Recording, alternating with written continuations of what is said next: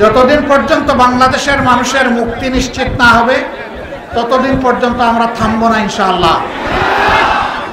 এবং আমরা বিশ্বাস করি, কলিজার ভিতর থেকে বিশ্বাস করি যে আল্লাহ তাআলা মানুষকে পয়দা করেছেন, সেই আল্লাহর চাইতে মানুষকে কেউ বেশি ভালোবাসে না। সেই ভালোবাসার আল্লাহ, মহান আল্লাহ মানব জাতির জন্য যে বিধান দিয়েছেন এটি শ্রেষ্ঠতম বিধান। এটি হচ্ছে আল কোরআন। যে নেতৃত্ব দিয়েছেন তিনি হচ্ছেন নবী মুহাম্মদুর রাসূলুল্লাহ সাল্লাল্লাহু আলাইহি সাল্লাম। এই পথ ধরেই বাংলাদেশের জনগণের তথা বিশ্ববাসীর মুক্তি আসবে ইনশাআল্লাহ।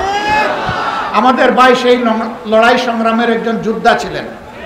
মহান রবের দরবারে দোয়া করি, ও রব আমার এই ভাইটাকে তুমি শহীদ হিসাবে কবুল করো। তার অপূর্ণাঙ্গ যে স্বপ্ন এটা বাস্তবায়ন করার তৌফিক আমাদের সবাইকে দান। একটা দুর্নীতিমুক্ত বাংলাদেশ হলে সবাই আপনারা খুশি হবেন? কেউ আছে যে নারাজ হবে? আপনারা তৈরি আছেন? এই মাঠেই জুস থেকে যাবে, এটা চলমান থাকবে। আমি সেদিন পড়ে গিয়েছিলাম, আপনারা কষ্ট পেয়েছেন, দেখেছেন, তাই না?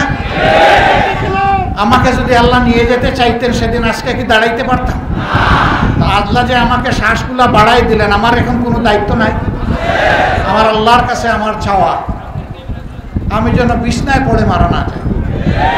আল্লাহ যেন আমাকে চালু রেখে, দৌড়ের উপর রেখে, মানুষের কল্যাণের সংগ্রামের উপর রেখে আল্লাহ যেন দুনিয়া থেকে আমাকে শহীদ হিসাবে কবুল করেন।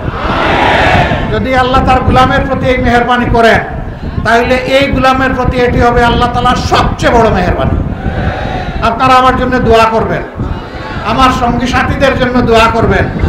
কেন্দ্রে যারা সিদ্ধান্ত গ্রহণ করেন আল্লাহ যেন তাদের সকলকে হেফাজতে রাখেন, আল্লাহ যেন তাদেরকে সুস্বাস্থ্য দান করেন, জাতির কল্যাণ চিন্তা করার মতো মগজ এবং হৃদয় যেন আল্লাহ তাদেরকে দান করেন। আমাদের কোনো ভুল সিদ্ধান্তের কারণে জাতি যেন ক্ষতিগ্রস্ত না হয়, আমরা যেন জাতির মালিক হওয়ার চেষ্টা না করি, বরঞ্চ জাতির সেবক হয়ে মানুষের পা ধোয়ানোর সুযোগ যেন আমরা পাই। আল্লাহ যেন সেই সুযোগটা মেহেরবানি করে আমাদেরকে দান করেন। সম্মানিত ভাইয়েরা, এটা কোনো জনসভা নয়, এসেছি আমরা দোয়া করতে। আর একটা হৃদয় বিদারক, আর একটা কষ্টের মেসেজ নিয়ে এসেছি।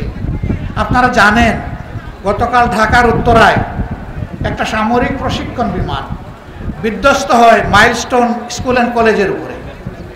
সেখানে এ পর্যন্ত ডিক্লেয়ার্ড যারা দুনিয়া থেকে বিদায় নিয়েছেন তাদের সংখ্যা 27 বলা হচ্ছে, বাট আমি এটা বিশ্বাস করি না। আমার ধারণা এবং বিশ্বাস এ সংখ্যা তার চেয়ে বেশি। হয়তো একদিন আমরা জানবো ইনশাআল্লাহ। তারা তাদের মা বাবার বুকের খাঁচা ভেঙে তারা চলে গেছে। এই সন্তানরা আর তাদের মায়ের বুকে, বাবার বুকে আর ফিরে আসবে না। তারা হয়তো কবরের বুকে আশ্রয় নেবে। আমরা দোয়া করি আল্লাহ তাদেরকেও শহীদ হিসাবে কবুল করুন। তাদের মা বাবার হৃদয়ে আল্লাহ তাআলা প্রশান্তের হাত, তার কুদরতের হাত বুলায় দিন। এই সুখ কেটে ওঠার তৌফিক দান করুন। আর যারা আহত হয়ে চিকিৎসাধীন আছে আল্লাহ তাআলা তাদেরকে দারুস শিফা থেকে শিফায়ে কুল্লিয়া আজিলা এনায়েত করুন। আমরা সংগঠন হিসাবে কালকে থেকেই তাদের পাশে আছি। আমাদের স্বেচ্ছাসেবকরা আছে। ইতিমধ্যে সীমিত সামর্থ্যের ভিতরে আমরা আশা করেছি যার যেখানে যেটা লাগবে, অর্থ লাগে অর্থ, রক্ত লাগে রক্ত, শ্রম লাগে শ্রম, যেটা যেখানে লাগবে ইনশাআল্লাহ আমাদের সহকর্মীরা প্রস্তুত। আল্লাহ যেন আমাদেরকে এই খেদমতের জন্য কবুল করেন। সম্মানিত ভাইয়েরা, আমাদের ভাই মুস্তাফিজুর রহমান কলম, তিনি এক দেখা কলম আমাদের হাতে তুলে দিয়ে গেছে। আমরা যেন এই কলমের হক আদায় করতে পারি। আল্লাহ তার পরিবারের প্রতি রহম করুন। 3টা ছেলে, ছোট্ট একটি সোনামণি মেয়ে, এই সবগুলোর উপর আল্লাহ তার রহমতের ছায়া বিস্তার করুন। বাবার সময় তারা যেমন ছিল এখন যেন তার চেয়েও ভালো থাকে, আল্লাহ যেন সেই পরিবেশটা দান করেন। তাদের ধর্মের কাছে যেন কোনো বাধা না হয়। সুতরাং এতিমদের মাথায় হাত বুলাতে হবে, এতিমদের সহযোগিতা করতে হবে, তবে ঈমান বিক্রি করে দিয়ে নয়।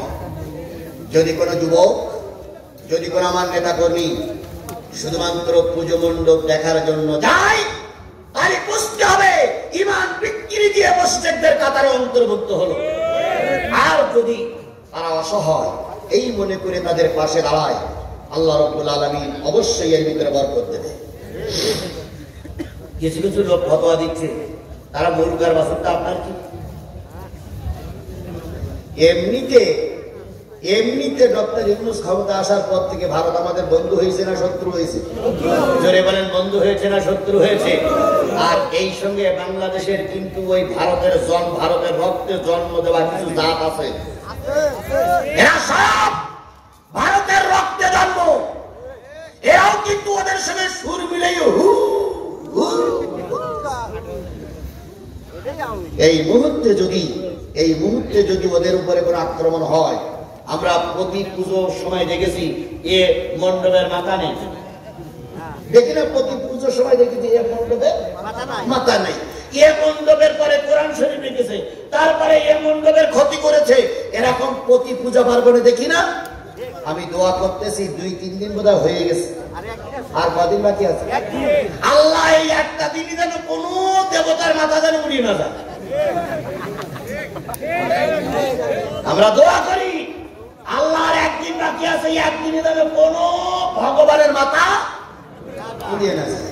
তাহলে আমরা এবার দেখাতে পারবো যে তৎকালীন সময়ে নির্বাচিত সরকার ছিল, এখন নির্বাচিত সরকার নেই, কিন্তু আমাদের দেশে পুজো পার্বণ ধর্মীয় কাজ করতে কোনো বাধা হয়নি।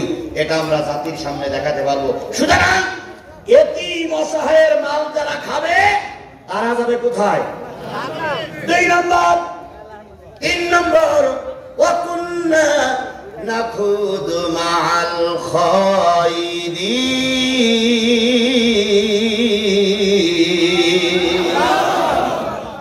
ফেরেশতারা বলবে, বুঝলাম সামনের কাতারে কারা দাঁড়িয়ে আছে? হ্যাঁ মুসলমান, কথা বলেন, সামনের কাতারে কারা দাঁড়িয়ে আছে? আরে 2 নম্বর কাতারে কারা দাঁড়িয়ে আছে? ইতিমের মাল কাটা, দেশের মাল খাওয়া পাটি। 3 নম্বরে লাইনে যারা দাঁড়িয়ে আছো, তোমাদের তো হুজুর হুজুর মনে হয়, তোমাদের দেখলে মুখি দাঁড়িয়ে আছে, অথবা তোমাদের দেখলি তো পীর বলে মনে হয়, তোমাদের দেখলি তো বক্তা বলে মনে হয়, তোমাদের দেখলি তো ইমাম বলে মনে হয় তোমরা ইসলাম জানতে, তবে তোমরা জাহান্নামে আসলে কেন? ওরা তখন বলবে, ফেরেশতা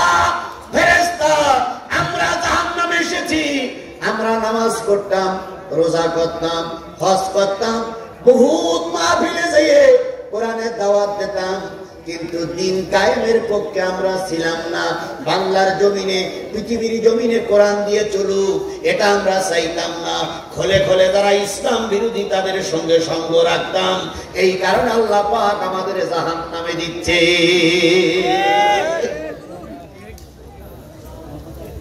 এবার টুপিওয়ালারা শোনো, পীর মুরিদিরা শোনো,